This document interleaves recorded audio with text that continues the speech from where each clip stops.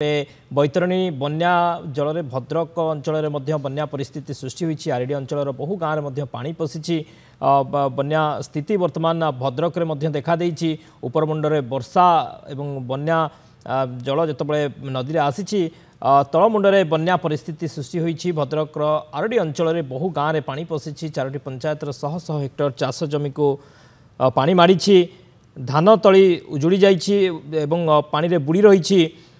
प्रथम बन्या पानी रे आरडी अंचल समेत 4टी पंचायत ओलग सुंदरपुर नांदपुर पंचायतर शह शह हेक्टर चाष जमी बन्या पानी मारी उपरमुंडर आसुथिबा बन्या पानी और धामरा मुहाणर आसुथिबा जुआर पानी रे बैतरणी उछुली पड़ी फल बन्या पानी रे बुड़ी सारद चाष जमी आगकू पूर्णिमा थिबारु पानी आहुरी बढ़िबो बोली आशंका प्रकाश पाई तेबे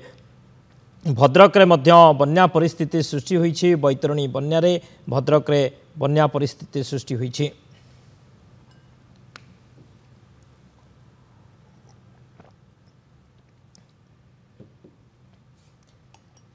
भद्रक आरडी अंचल रे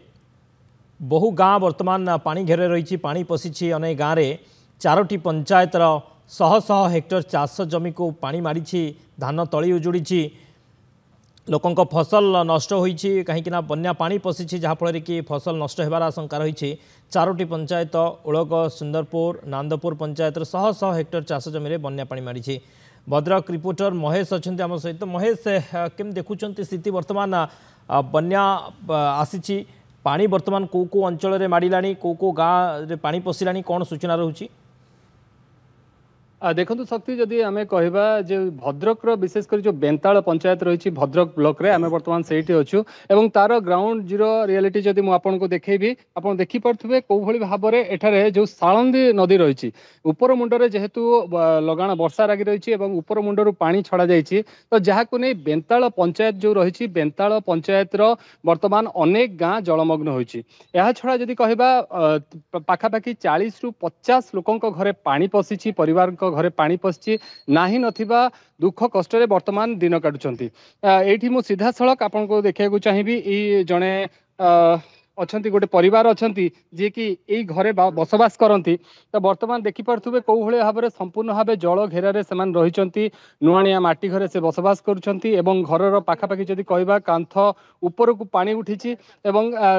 जो घर भितर रही विभिन्न रोषेईवास कहतु बा दैनंदिन जीवन में जहाँ से माने व्यवहार करती मौसी टिके जदि पाखेबे मु भितर दृश्य देखेबी ए भितर हूँ दृश्य देखिपे आप कौ भाव में संपूर्ण भाव घर में केमती पानी पशिची एवं जलमग्न रही लोक मैंने बर्तमान यही स्थिति एठी बसवास करुँच सीधा सड़क आम आलोचना करवा केतेबेले कौन पानी आसिला कौन केमती स्थिति रही बर्तमान हाँ सर आम तो राति 4 ରୁ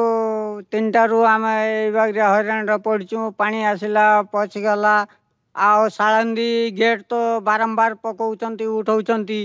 आम कौन करूँ ये दुख कष्ट रोचंती कौन कहे मौसी केमती कौन रही आपण माछ धरला वाला गेट पकईकी माछ धरुचंती आम घर भितर जो राति 3ଟା 4ଟା ରୁ पानी पशिला आम शुई पारुनु बसी पारुनु घंटे खाई पारुनु आम उपास भुके जाऊँ आम एते परिश्रम करके आम कांदा कटा करूचु जे आम रास्ता कोडर आम ठिया हेचु दुख आनी जदि कहवा परिवार लोकों जेहेतु से पानी घेर रही कौन कहे केमती आगु के पानी स्थिति सर 99 बात्यारे भी एत वर्ष हो नाला घर भीतर पशि नाला वर्तमान जो भाया परिस्थिति अच्छी लोक मैंने हैरान होती खाଇବା पीवाई आउ देखी पार्टी आपड़ तो आउ कौन कहमु आगुरु पानी पसेनी एथर काहे पानी पसिला ऊपर मुंडरू पानी जेहेतु छाड़ी एठी हमर सालंदी गैस गेट पकई देइचंती मत्स्यजीवी माने माछ धरिबा पई सेति पई एठी हमें दुरवस्था रे अछु आउ जहाँ अभियोग रोचे शुणुले शक्ति जे ये जो निकट में सालंदी नदी जदि कहबी यही गाँ पाखरे ही सालंदी नदी प्रभावित होची तो जो ऊपर मुंडरे जो रही प्रभावित है बेले आग को जो गेट गुड़िक रही जहाँ लोकर अभियोग रोचे काली राति तमाम गेट गुड़िक पका जाइला तो जहाँ फल सालंदी दिन अधिक फुलबार लगी तार प्रभाव यही बेंताल पंचायत अनेक गाँव में देखा मिली अंपटे जदि कहवा जदि आम कह अन्य ब्लॉक कथा कहवा जदि चांदबाली धामनगर कथा कहवा तो से सब स्थान मानकर अनेक जो विशेषतः आप जानते यही समय चाष जो धान बुणा जाए तो अनेक जगह जो धान बुणा नष्ट होइछि चाष नष्ट होइछि जो धान बुणा होइछि जो तली पड़ी से गुड़िक भी नष्ट होबार आशंका रही बहुत बहुत धन्यवाद महेश समस्त सूचना पाई।